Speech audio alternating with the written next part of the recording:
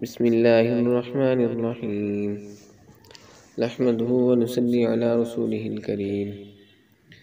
محترم سامعین، آج کی دعا اور وظیفہ جو آپ کے ساتھ شیئر کرنے لگے ہیں وہ حفاظت کا ایک خاص عمل ہے، کیونکہ جیسا دور چل رہا ہے آج کے دور میں انسان کی حفاظت بہت زیادہ ضروری ہے، کیونکہ حادثاتی دور ہے۔ انسان جب بھی گھر سے نکلتا ہے تو اگر اس دعا کا پڑھ لینے سے، اگر وہ صبح کے وقت اس دعا کو اس نے پڑھا ہوا ہے تو شام تک اسے کوئی چیز بھی نقصان نہیں پہنچا سکتی۔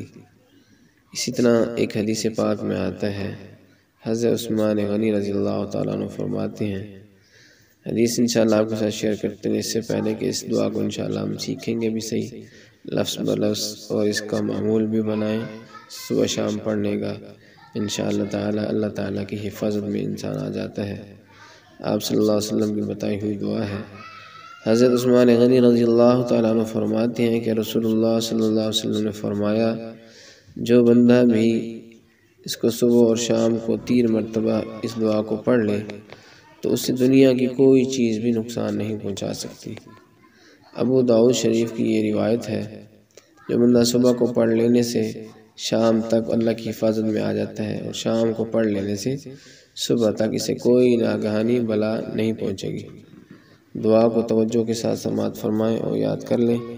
انشاءاللہ تعالی اگر اس حدیث پر عمل کریں گے تو ہمیں ضرور اس کا فائدہ ہوگا، کیونکہ انسان گھر سے جب نکلتا ہے اپنے کام کے لیے، کاروبار کے لیے، مختلف کام کے لیے انسان نکلتا ہے تو سفر بھی اس کو کرنے پڑتے ہیں، آنا جانا بھی ہوتا ہے، تو اگر یہ دعا پڑھی ہوئی ہوگی تو انشاءاللہ تعالی اللہ تعالیٰ اس کی حفاظت فرمائیں گے، ہر قسم کے شر سے اور دشمن کے شر سے بھی، دنیا کی کوئی بھی مصیبت پریشانی اس کو انشاءاللہ تعالی نہیں پہنچے گی اگر اس دعا کا اہتمام کرے گا۔ تو دعا سنیں توجہ کے ساتھ اور اس کو یاد کر لیں۔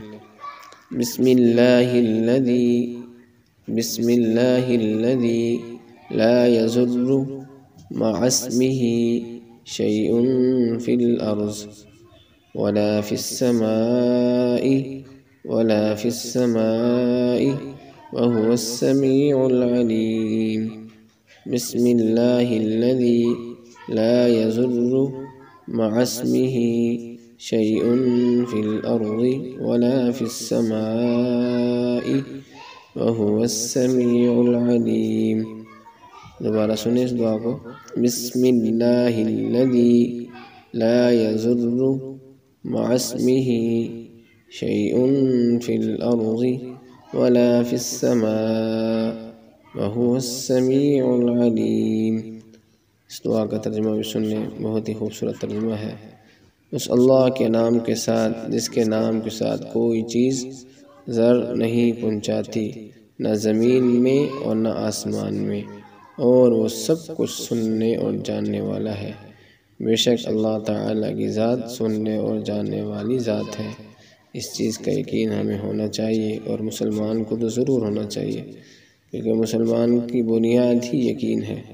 جو بنیاد ہے ہماری لا الہ الا اللہ محمد رسول اللہ، یہ ہماری بنیاد ہے۔ اس میں انسان کو 100% سے بڑھ کر اپنے رب پر اسے یقین ہونا چاہیے، اس کی ذات پر۔